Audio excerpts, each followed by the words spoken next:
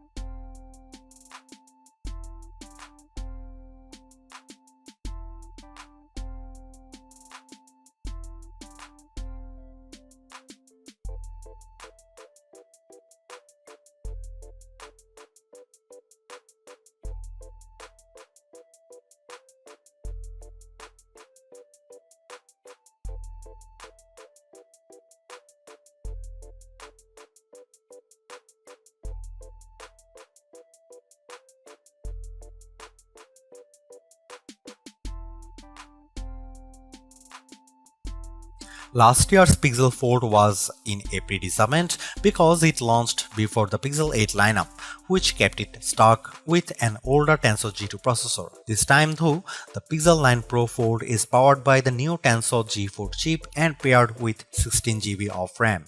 Not surprisingly, these two upgrades give a marked improvement in just about every synthetic benchmark test we threw at it. Both its single and multi-core scores in Geekbench 6 are substantially better at 1956 and 4813 respectively. It finished way ahead against the Pixel Fold, but the Tensor G4 is still way behind the scores put up by the Z Fold 6's Snapdragon 8 Gen 3 chip.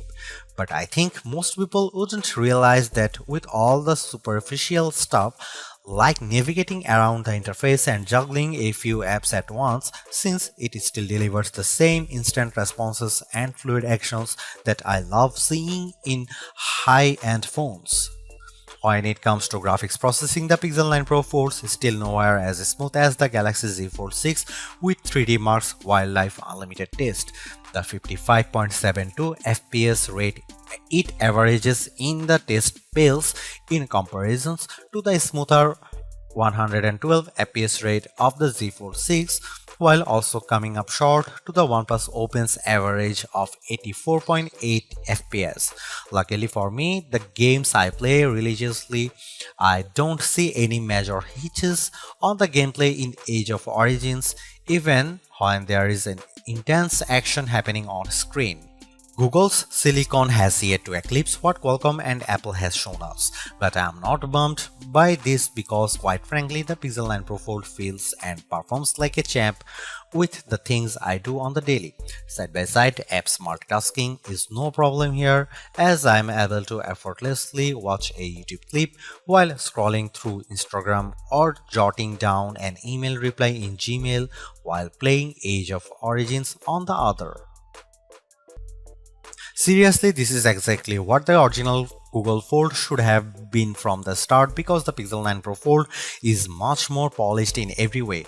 Its new redesign makes it look and feel like a more modern foldable, but I was expecting so much more to justify at $1,799 US cost. All of the new AI features certainly elevate its worth, but it would have been much more satisfying to see it getting more exclusive features just to give it a bit of distinction over the slate Pixel 9 Pro models. I am also disappointed that the camera upgrades are minimal at best and how the overall software experience doesn't change all the much functionality. Google addresses many of the shortcomings of the original, but the bar has been set higher by other foldables like the OnePlus Open and Samsung Galaxy Z Fold 6. Needless to say, it's much better than its predecessor, but it still comes up short of matching the value that its contemporaries offer.